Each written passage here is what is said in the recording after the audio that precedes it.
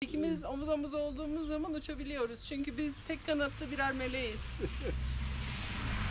Gene tırmandık. Ben gene yoruldum. Bütün Anadolu'yu gezerken ya kilo vereceğim ya da antrenman yaptığım için artık rahat tırmanmaya başlayacağım.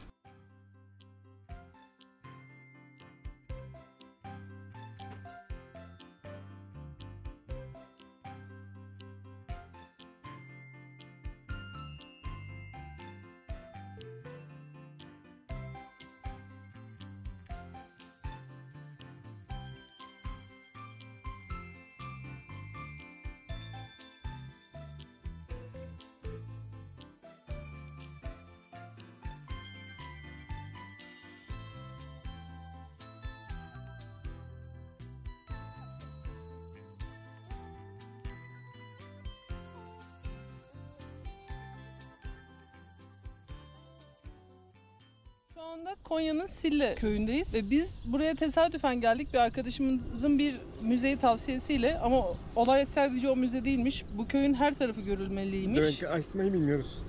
Evet, kesinlikle araştırmayı bilmiyormuşuz. Sille köyü inanılmaz. En önemli özelliği bu. Aya Eleni Kilisesi. Birazdan içine gireceğiz. Ama köyün genelinde tarih var. Her yerde tarihi evler var. Yaklaşık 5000 yıla kadar uzandığı söyleniyor tarihinin. Friglerden başlayıp Roma'dan, Selçuklulardan, Osmanlılardan ve daha nicelerinden devam ediyor. Göreceğiniz gibi karşıda dağlarda ve burada mağaralar var. Mağaralara çıkmanın yasak olduğunu söylüyorlar ama birilerine sorup belki bir tanesinin içine bakabiliriz nasılmış diye. Öyle biz böyle kocaman bir meydandayız. Gene gök gümbür. Yağmur yağarsa artık kısmet geri döneceğiz. Burası ücretsiz bir otopark alanı. Karavancı arkadaşlar, gelin buraya. Aya Eleni Kilisesi'ne giriş ücretsiz.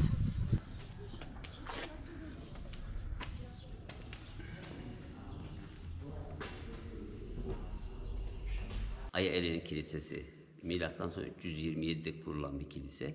Roma İmparatoru Konstantin'in annesi tarafından yaptırılıyor. İstanbul'dan Kudüs'e yolculuk eder ve Sille'de kral yolu üzerinde olduğu için buradan geçer. Buradaki erken yaşam Hristiyanlığı görünce 327'de kiliseyi kurdurur. Konya'yı Selçuklu başkent yaptıktan sonra burada Sille'de Roma ile birlikte Müslüman toplumun ortak yaşamı başlar. 1833'te Sultan II. Mahmut tarafından tamir edilen kilise. Bir de 1880'de Abdülmecit tarafından tamir edilen bir kilisedir. 1923 mübadelesine kadar da ibadete açık bir yerdir. 1916'larda Birinci Dünya Savaşı sırasında Sille'de başka kiliselerde olduğundan burası protez hastanesi olarak kullanılır. Bu görmüş olduğunuz Sıhhiye kalemi de o döneme ait bir kitabedir. Roma'da 327 çok erken bir dönem. Yapı olarak dünyada inşa edilen ilk kiliselerden bir tanesidir. Süslemeler ise 19. yüzyıl, yani Osmanlı dönemi restorasyon sırasında yapılmış resimlerdir. Bir de şunu söyleyeyim, bu çok önemli. Girişte bir kitabe var. O kitabe Karamanlıca, yani Rum harfleriyle Türkçe yazı bir kitabedir. Orada şunudur: 127 tarihine kurulan bu kilisemizin 3. tamiri Şevketli Sultan Mahmud Efendimiz ihsan eyledi. Mikail Meleğin şefaatiyle Hak Teala ona ecrini versin diye Sultan II. Mahmud'a restorasyon sonrası teşekkür ediyorlar. Evet. Bu kitabe Türkçedir, bu kitabe. Şuradan baktığınız zaman zaten rahatlıkla anlayabilirsiniz. Pardon. Anadolu'daki kiliselerde kullanılan İncil'in okunduğu yer, camideki vaaz yeri gibi. Aynen öyle. Kubbenin en merkezi noktasında Hz. İsa'ya ait bir resim görürsünüz. Pantokrator deniliyor, yani evrenin hakim anlamda.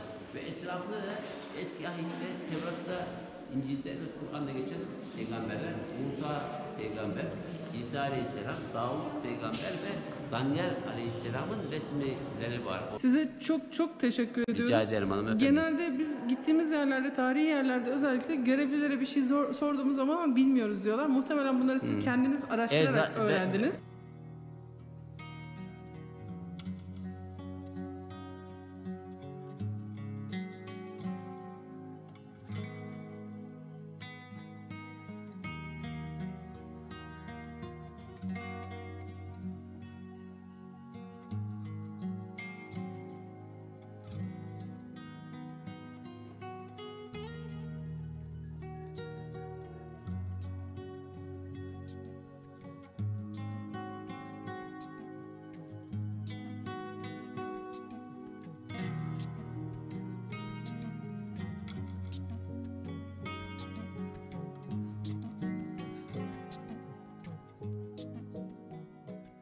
Yukarıdaki mağaralara girmek yasak ama burada kilisenin bahçesine de mağaralar varmış. Onlardan birkaç tanesini örnek olarak burada tutmuşlar. Gene içeriye girmek yasak. Ama en azından bu şekilde görebiliyoruz içerisine.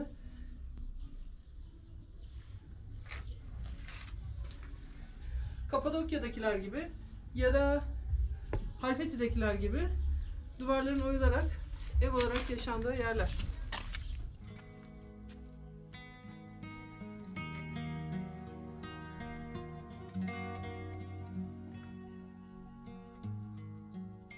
O zavallı Homi. Aya Eleni Kilisesi'nin tam karşısında tek başına kalmış. Ama tek başına sayılmaz. İçinde Sherlock da var.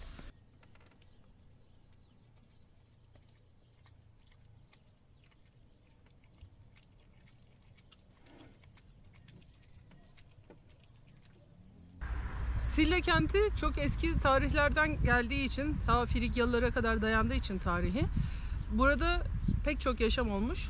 En son Osmanlılar, ondan önce de Selçuklular hüküm sürmüş burada. Şu arkamızda gördüğünüz mezarlar eski Selçuklu mezarları. Bunlarla ilgili Van Gölü kenarında dolaşırken, Selçuklu mezarlarını gezerken bir arkeolog arkadaş bize detaylı bilgi vermişti. Onun da kartını şuraya bırakıyorum. İzleyebilirsiniz rahatlıkla. Şimdi yukarıya Zaman Müzesi'ne doğru çıkıyoruz mezarların yanından. Gördüğünüz gibi bazılarının başlıkları çok uzun, bazıları kısa. Uzun olanlar ünlü kişiler. Mevki sahibi insanlar. Hayatta yükselmişlerin beni ateşten de yüksek oluyor. Burnumun ucundan girseydin. Düşüyordum.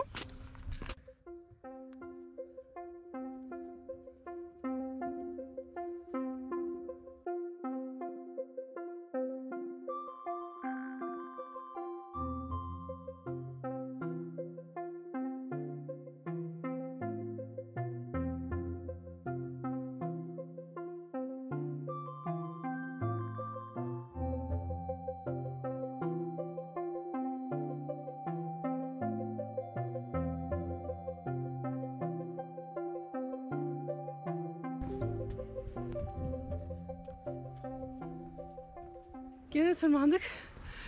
Ben gene yoruldum. Bütün Anadolu'yu gezerken böyle tırmanırken ya kilo vereceğim ya da antrenman yaptığım için artık rahat tırmanmaya başlayacağım. Ya da ikisi birden olacak bilmiyorum. Ama manzara güzel burada. Görüntü budur. Homi hala orada. Yani zaten hala orada olsun, yoksa çalınmış demektir. Biz gece orada yattık. Karşısında Aya Eleni Kilisesi. Şu anda biz Zaman Müzesi'ndeyiz. Bu Roma dönemine ait bir güneş saati. Bu da Osmanlı dönemine ait cami üstünde alınmış bir güneş saati. Ben bunu çok sevdim çünkü kenarında güneş ısınmış. İlk icadı 900'lü, 1000'li yıllar ve Mısırlı İslam alimleri. Gördüğümüz o 4 tane daire, ortadaki çubuk hareketli dönüyor onlar. Onları güneşe, aya veya yıldızlara hangisinden ölçüm yapılacaksa onlara göre çeviriyorlar. Başta ibadet vakitleri olmak üzere 1000'den fazla ölçümü çok düşük bir hata payıyla hesaplayabildikleri astronomik bir araç. Takvim olarak kullanıyorlar.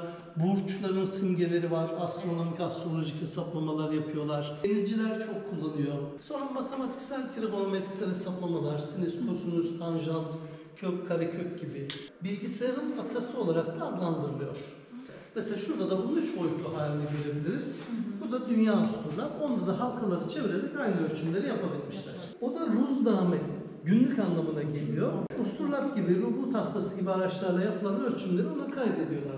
Bu takvim 1940'lı yıllarda Türk Hava Kurumu'nun Zonguldak Şubesi tarafından yaptırılıyor. O dönemlerde 150 kuruşa da satarak Türk Hava Kurumu'na gelir sağlamışlar. Kenarlarda o yıllardaki illerin isimleri var. Türkiye haritasının o altındaki boşluğu biz çevirip hangi ile getirirsek bize o ilin coğrafik, ekonomik, istatistiki bilgilerini veriyor. Mesela şu an Ankara'da.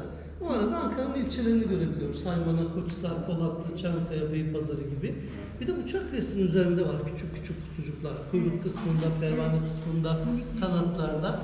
Onların içinde de o ilin nüfusu, iklimi, yüz ölçümü, ithalat ihracat durumu, fabrikaları, bankaları, en yüksek dağ, nehirleri, barajları, madenleri gibi birçok coğrafik, ekonomik bilgiyi alabiliyoruz. Çok eğitici bir takvimmiş çocuklar için.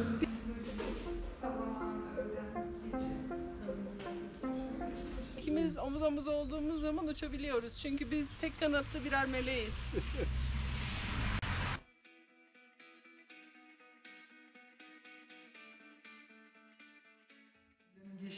Milattan önce 5500 yıl öncesine kadar iniyor. Akmanastır. Karşıdaki dağların arka taraflarında kalıyor. Gidip görebiliyor muyuz? Göremezsiniz çünkü askeriyenin mühimmat deposu içerisinde. Önemi nereden geliyor? Mevlana buraya gidiyor, buradaki rahiplerle hasbihal ediyor. 2 tane rahibi de Müslüman ediyor. Hristiyanlıkla ilgili bir anlaşmazlık baş gösterirse Anadolu'da burada neticeye bağlanırmış. Burada gördüğünüz fotoğrafta Ayyaylene Kilisesi hem dünyanın ilk kilisesi hem de 1. Dünya Savaşı'nda Türkiye'nin ilk ortopedi hastanesi olarak faaliyete girmiş. Burada ahşaptan kol ve bacaklar üretilip cephelere nakledilmiş. Bir su kemeri. Üzerinden küplerle buraya temiz su çekmek için yapılmış bir yapı. İşlevi kaybolduktan sonra Şeytan Köprüsü ismini almaya başlıyor. Buradaki bütün camiler Osmanlı dönemi camileridir. 1800'lü yıllara aittir. Onlar Konya'nın ilk patentli ürünü. 1945'li yıllarda Türkiye 2. Dünya Savaşı'na hazırlanıyor. Ekonomik tedbir aldığı için halkın durumu iyi değil. Normalde çarıklar deriden üretiliyor, ömrü 1 yıl gidiyor. Hidayet Kolcu krizi fırsata çeviriyor. Kamyonların atılan lastiklerini topluyor. İç lastiklerinden çarık, dış lastiklerinden ayakkabı yapıyor. Bunu yarı yarıya ucuz satıyor ve ömrü 5 yıl gidiyor. Güzel ayakkabı yapmış yani.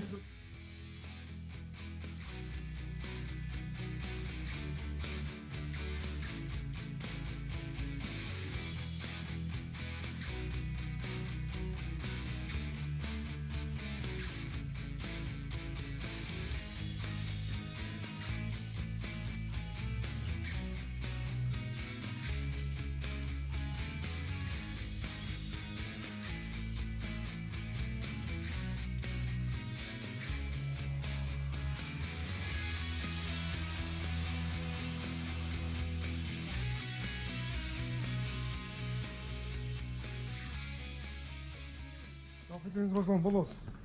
Kolay gelsin. Ellerinize sağlık. Ne güzel şeyler yapıyorsunuz. Tamam seni çekmeyeceğim ama. Burada gördüğünüz gibi evler taş ve ahşabın karışımından yapılmış. Müzedeki arkadaşın söylediğine göre gayrimüslim evleri genelde Türkiye'de yani Anadolu'da bu şekilde oluyormuş. Burası müzenin arka tarafı. Eskiden bir konakmış ve şurada arka tarafında da bir çıkış kapısı varmış doğal olarak. Sanat galerisini de görmek istemiştik ama kapalı.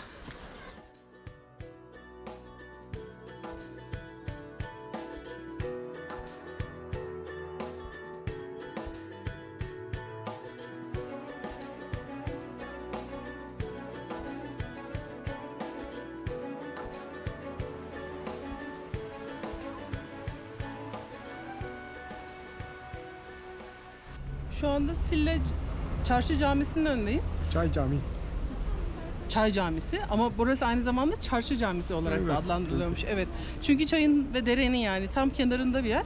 Aslında eskiden Sille kalabalık bir şehirken burası tam çarşının olduğu yermiş. Ama sonra zamanla çarşı burada bitmiş ve evler yapılmaya başlamış. O yüzden burası artık küçük bir mahalle camisi haline gelmiş.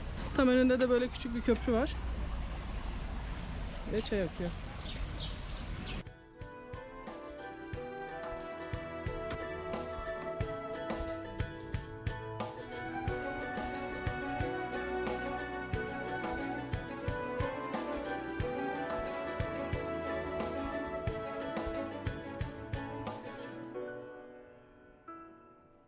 Sille kesinlikle gelinmesi, gezilmesi, görülmesi gereken turistik bir yer olmuş artık. Karavancılar için kalabilecek rahat yerler de var. Kamping değil ama gecelik konaklamalar için gayet güzel. Tavsiye ederiz. Bence gelin. Kesin gelin yani.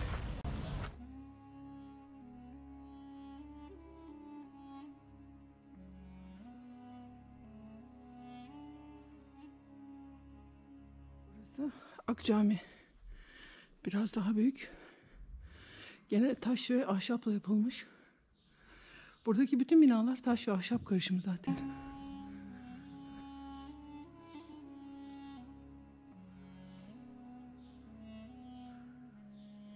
Diğer camidekiyle hemen hemen aynı her şey.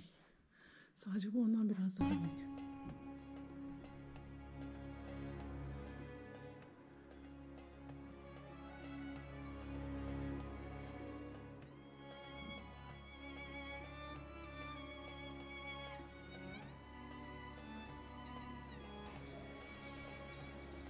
Burası bahçe bölümü.